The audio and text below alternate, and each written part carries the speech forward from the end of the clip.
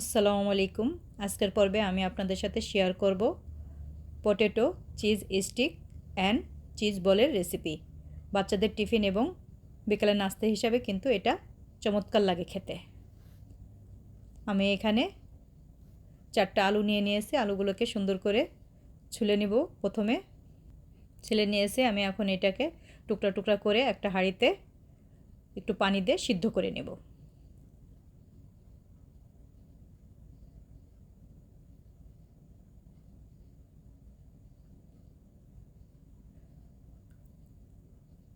সিদ্ধ হয়ে গিয়েছে। এগুলোকে আমি সুন্দর করে এখন ম্যাশ করে নিব। খুব সুন্দর করে এটাগুলো আলুগুলোকে ম্যাশ করে নিতে হবে, ভিতরে কোনো যাতে দানা না থাকে। ওইভাবে ম্যাশ করে নিয়েছি। আমি খুব সুন্দর করে নিয়েছি। এখানে আমি দিয়ে দেবো পরিমাণ মতো লবণ, 1 চা চামচ কালো গোলমরিচের গুঁড়া, 1 চা চামচ গার্লিক পাউডার, দিয়ে দেবো মিহি কুচি করা পেঁয়াজ 2 টেবিল চামচ পরিমাণ, আর দিয়ে দিব 3 টেবিল চামচ কর্নফ্লাওয়ার। আপনারা গার্লিক পাউডার যদি না থাকে তাহলে রসুনের বাটা রসুনটাও এখানে দিতে পারেন। আমি এখন সবগুলো সুন্দর করে একসাথে মিশিয়ে নিব। মেশানো হয়ে গিয়েছে আমার। আমি এখন আর একটা বাটিতে 2টা ডিম একটা কাঁটা চামচ দিয়ে ফেটে নিব। নিয়ে নিব ব্রেড ক্রাম্ব, নিয়ে নিয়েছি মজেরেলা চিজ, এটাকে আমি লম্বা করে কেটে নিয়েছি, আর একটাকে ছোট টুকরা করে নিয়েছি। আমি একটা বল বানাবো আর একটা স্টিক বানাবো। নিয়ে নিয়েছি ময়দা। এখন আমি পটেটো স্টিকটাকে বানিয়ে নিই। আমি কিছুটা আলু নিয়ে নিলাম, নিয়ে এটাকে একটু লম্বা করে চ্যাপ্টা করে নিচ্ছি। নিয়ে এখানে আমি এখন চিজটাকে বসিয়ে দিলাম। লম্বা চিজটাকে দিয়ে 4 সাইড সুন্দর করে আমি পুরো চিজের গায়ে আলুটাকে ভালো করে বসিয়ে দিব। দিয়ে এটাকে একটা স্টিক বানিয়ে নিব। বানানো হয়ে গিয়েছে। এটাকে প্রথমে আমি ময়দার ভিতরে কোট করে নিব। খুব সুন্দর করে 4 সাইডে ঘুরিয়ে ঘুরিয়ে ময়দার ভিতরে আমি এটাকে কোট করে নেব।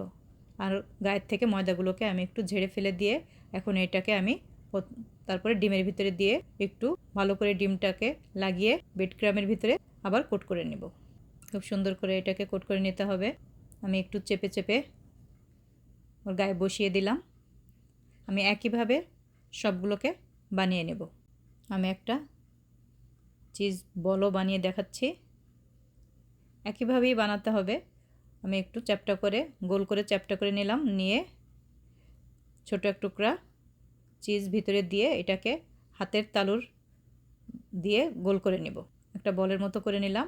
করে একইভাবে প্রথমে ময়দা, তারপরে ডিম, তারপরে ব্রেড ক্রাম্বের ভিতর দিয়ে এটাকে কোট করে নেব। এগুলো সব বানানো হয়ে গেলে এটাকে আমি 10 মিনিটের জন্য নর্মাল ফ্রিজে রেখে দেব। তাহলে এর গায়ে ব্রেড ক্রাম্বগুলো সেট হয়ে যাবে। তৈরি হয়ে গিয়েছে। আমি চুলায় তেলও বসিয়ে দিয়েছি। তেলটাকে মিডিয়াম গরম করে আমি এগুলো এক এক করে ছেড়ে দিচ্ছি। চুলার আঁচটা মিডিয়াম আছে। আর উপরের আলুটা যেহেতু রান্না করা, এর জন্য বেশিক্ষণ লাগবে না এটা করতে। উপরটা লাল হয়ে গেলে আমরা এটাকে নামিয়ে ফেলব। মিডিয়াম হিটে এটাকে ভেজে নিতে হবে। বেশি জোরে জাল দিয়ে ভাজলে আবার উপরটা তাড়াতাড়ি লাল হয়ে যাবে, ভিতরের চিজটা কিন্তু শক্ত থেকে যাবে। হয়ে গিয়েছে। আমি এগুলো এখন নামিয়ে নিচ্ছি। একইভাবে বাদবাকিগুলো আমি ভেজে নিব।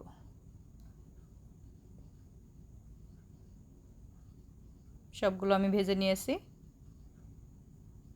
তৈরি হয়ে গেল মজাদার cheese stick and cheese ball.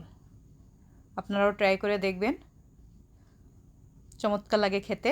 যদি ভালো লাগে অবশ্যই লাইক, কমেন্ট, শেয়ার করবেন, আর আমার চ্যানেলটাকে সাবস্ক্রাইব করে দেবেন। আজকে এই পর্যন্ত। ভালো থাকবেন। আল্লাহ হাফেজ।